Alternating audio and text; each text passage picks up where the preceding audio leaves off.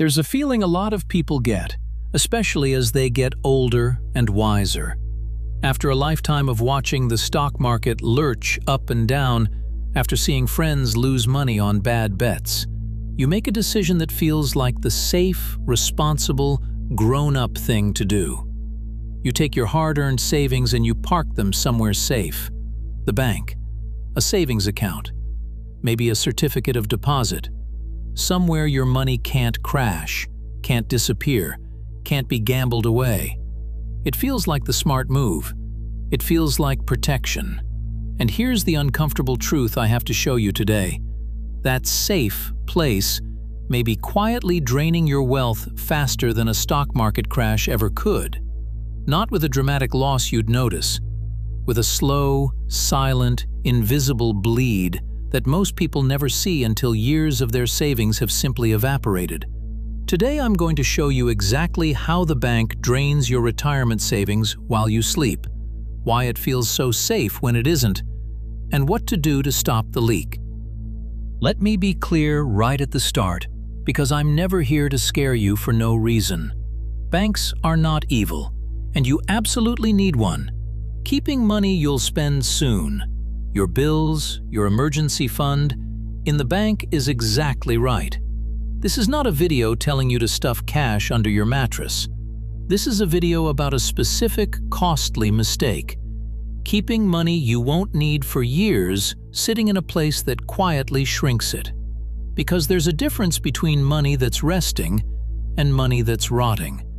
And the bank is very, very good at making the second one feel like the first. To understand the trap, you have to understand one invisible force that governs all money. A force the bank is quietly counting on you to ignore. And that force is inflation. Let me explain it as simply as I possibly can. Inflation just means that over time, the same amount of money buys a little bit less. Think back. Remember what a loaf of bread cost when you were young? A gallon of gas, a cup of coffee, a house? Every one of those numbers has climbed steadily, decade after decade. The dollar in your pocket didn't change, but what it can buy shrank. That's inflation. It's slow, it's quiet, you barely feel it year to year, but over a lifetime, it is one of the most powerful financial forces on Earth. Now here's the part that matters for your savings. Because prices rise a little every year, money that just sits still, money that isn't growing at least as fast as prices, is actually losing value. Not on paper. The number in your account stays the same or even ticks up a tiny bit. But its real power, what it can actually buy, is silently shrinking every single day. And this is the exact blind spot the bank is built on. Because you look at your statement, you see the same number or a slightly bigger one, and your brain says, "Good, my money is safe, it hasn't gone down." But it has gone down in the only way that actually matters. You just can't see it because the number lied to you. That's the setup. Now let me show you the mask. Here's how the trick works, and once you see it, you'll never look at a savings account the same way again. When you deposit your money in the bank, you probably imagine it just sits there in a vault, waiting for you. It doesn't. The bank immediately takes your money and lends it out to other people, for mortgages, for car loans, for credit cards, and it charges them a healthy rate of interest to borrow it. Your money is out there working hard, earning the bank real money every single day. And what does the bank pay you, the person who actually owns that money, in return? Almost nothing. For years, the typical savings account paid interest so small it was practically an insult, a tiny fraction of 1%. Meanwhile, prices in the real world were rising several times faster than that. Do you see the trap now? The bank borrows your money essentially for free, lends it out for a big fat profit, and hands you back a rate of interest so low that, after inflation, your money is actually shrinking in their care. You are lending the bank your life savings, and paying them for the privilege in lost buying power. It's one of the quietest, most profitable arrangements in all of finance, and it's aimed right at the most careful, responsible savers, the very people who did the safe thing. And it gets worse because the mask has more layers. Let's talk about the fees, because while the bank is paying you almost nothing on your money, it's often reaching into your account and taking money out too. The monthly maintenance fee, charged just for the honor of keeping your account open. The fee for dropping below some minimum balance you didn't remember agreeing to. The overdraft fee, one of the most punishing charges in all of finance that can hit you again and again in a single day. The out-of-network ATM fee, charged twice, once by your bank and once by the machine, just to hand you your own money. None of these are huge on their own. That's the whole point. They're small enough to shrug off. But collected from millions of customers, month after month, they add up to a staggering fortune. A fortune paid, dollar by dollar, out of the pockets of ordinary savers. And then, there's the product they sell you when you finally get frustrated with earning nothing. The one that sounds like the responsible upgrade. The certificate of deposit, the CD. They tell you it's guaranteed. They tell you it pays more than a savings account.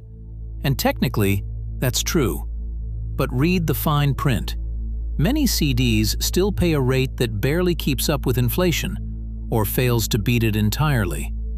So you've locked your money away for months or years. You can't touch it without a penalty, and at the end of it all, its real buying power has still gone nowhere, or backwards. You feel safe, you feel smart, and the whole time, the silent leak keeps dripping. This is the collapse. And notice, as always, how quiet it is.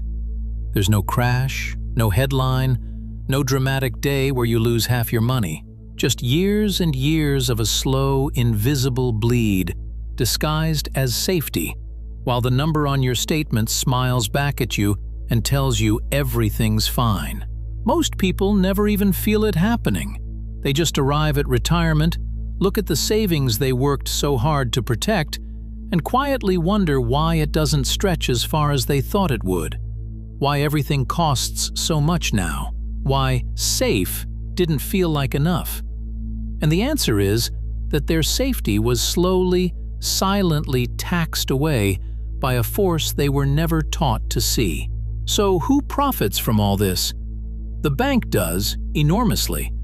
Every dollar of interest they didn't pay you, every fee they collected, every year your money sat there shrinking while theirs grew, it all flowed one direction. And the cruelest part is that it targets exactly the people trying hardest to be careful. The reckless gambler at least has a shot at growth. The cautious saver, doing everything right, gets quietly drained for their caution. But, and here's the good news, the same as always, the moment you understand this trap, it loses almost all its power. You don't have to become a risky investor, you don't have to gamble your life savings. You just have to stop letting the safe choice quietly rob you. Here's how. Grab a pen. First, separate your money into two jobs. Some of your money has a short-term job, the bills you'll pay this month, and an emergency fund of a few months' expenses. That money should absolutely stay safe and reachable in the bank. And that's fine, because you'll spend it before inflation can do much damage. But money you won't touch for many years has a completely different job. It needs to grow, at least fast enough to beat inflation. Keeping your long-term money in a near-zero savings account isn't safe. It's a slow, guaranteed loss. Knowing which dollar has which job is the whole game. Second, if your money is going to sit in cash, at least make it earn. Here's something the big traditional banks really don't want you to know. Not all savings accounts are created equal. There are accounts, often called high-yield savings accounts, that pay many, many times more interest than the tiny rate your old bank pays you for the exact same safety and the exact same access. Same protection, same government insurance on your deposit, vastly more interest. If your money must sit in the bank, there is often no good reason to let it sit somewhere paying you almost nothing. That single switch can quietly recover a lot of what the leak was taking. Third, hunt down and kill the fees. Look at your bank statements from the last few months and find every fee you've been charged. Maintenance fees, minimum balance fees, ATM fees. Then understand this. In today's world, you very often do not have to pay them. There are plenty of accounts with no monthly fees, no minimum balance, and wide networks of free ATMs. Paying monthly fees to hold your own money is, more and more, a choice, and it's one you can simply stop making. Call your bank, ask them to waive the fees, and if they won't, know that you have options who will happily take you fee-free. And fourth, the mindset that ties it all together. Stop trusting the number and start thinking about buying power. The number on your statement is not the truth. The truth is what that money can actually buy, this year and 10 years from now. A pile of cash that isn't growing is not standing still. It's slowly melting. Once you start seeing your money that way, the whole illusion of safe money that shrinks falls apart, and you can finally make choices based on reality instead of a comforting number on a screen. Now let me be completely fair, because I always will be. There is real, genuine value in safety and in cash you can reach in an emergency. Peace of mind is worth something, and nobody should put their rent money or their emergency fund at risk chasing growth. This was never about being reckless. It's about understanding that safe and smart are not always the same thing, and that money left to rot in the name of safety can cost you just as dearly as a bad gamble, only quieter. The goal isn't to fear the bank, it's to use it for what it's good at, and to stop letting it quietly drain the savings you worked a lifetime to build. Because here's the truth they'd rather you never do the math on. It was never just about how much you saved. It was about how much of that saving actually kept its power over the years. And the person who understands the difference between money that rests and money that rots is the person whose savings are still standing strong when they finally need them. If this made you look at your safe savings account a little differently, do me a favor and send it to someone who's spent their life being careful with their money. They, of all people, deserve to see the leak. And stick around, because next time, I'm detecting another trap they're praying you'll never spot.